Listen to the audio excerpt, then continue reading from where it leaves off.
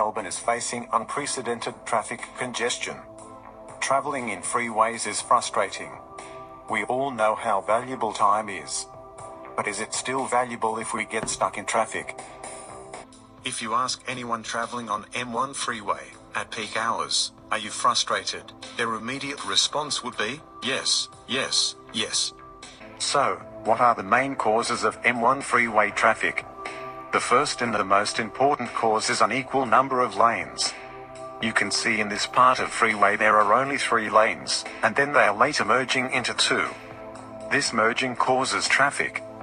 Here, you can see there are 5 lanes available. This problem can be solved by constructing equal number of lanes everywhere in the M1 freeway. On analyzing the peak hour traffic, it is clearly seen that at morning peak hour, there is more traffic only on the way towards city, and in the evening peak hour, there is more traffic on the opposite way, that is in the way traveling away from the city. This problem can be solved by introducing flex lanes, otherwise called as reversible lanes. Here, instead of having 3 lanes in the peak hours, 1 extra lane can be added to this way with traffic.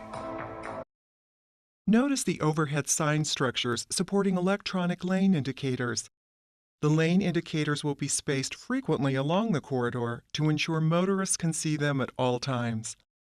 The indicators will change throughout the day to reflect each lane's direction or function. This first configuration is for off-peak traffic hours.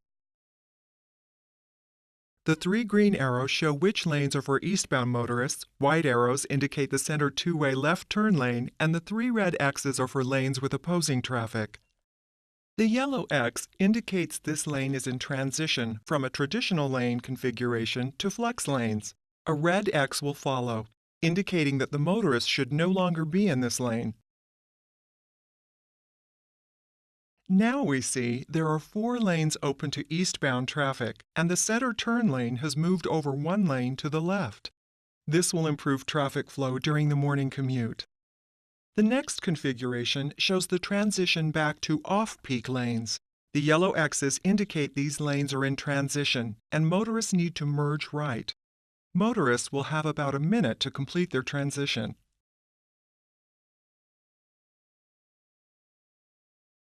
Now we're back to the off-peak configuration. Next, we would like to show you what a motorist traveling eastbound will see during the evening commute when most traffic is headed westbound.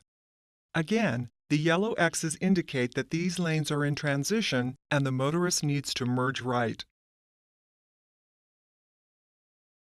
And finally, here is the flex lane configuration for the evening commute. Another solution, which will be equally effective, is to have express toll lanes. In the morning peak hours, this lane will be open, flowing towards city. And in the evening peak hour, this lane will be open, flowing away from the city.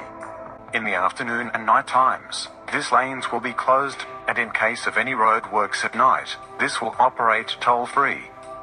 The second main cause is variable speed limits in the freeway. When you enter lower speed zone, say 80 from higher speed zone, say 100, you apply brake. This causes chain reaction, making cars behind you to slow down, causing traffic.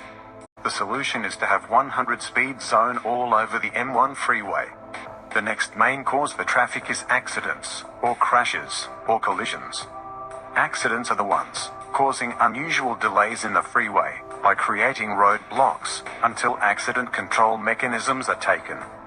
Statistics say 90% of the accidents in freeway occur during lane switching. No. This can be prevented by fitting safe lane switching sensors on the car. This scans the neighboring lanes and gives you signal to switch lane only when it is safe. We recommend every cars to fit these sensors. Another cause identified as more population, and so more cars.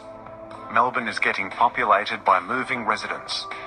Cars in Melbourne have increased.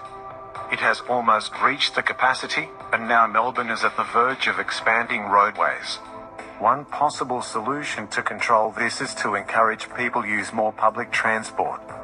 This can be done by increasing frequencies of public transport and making them available all the times. Reducing cost of public transport would encourage people to use and rely on public transport.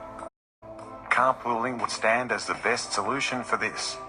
Traffic can be reduced by constructing separate lanes for carpooling, and by popularizing mobile application for carpooling to enable people connect with each other to share their cars. Thank you for watching our video. Please share the video to make people aware of these techniques to reduce M1 highway traffic. Hope it comes to our Melbourne soon. Thanks again.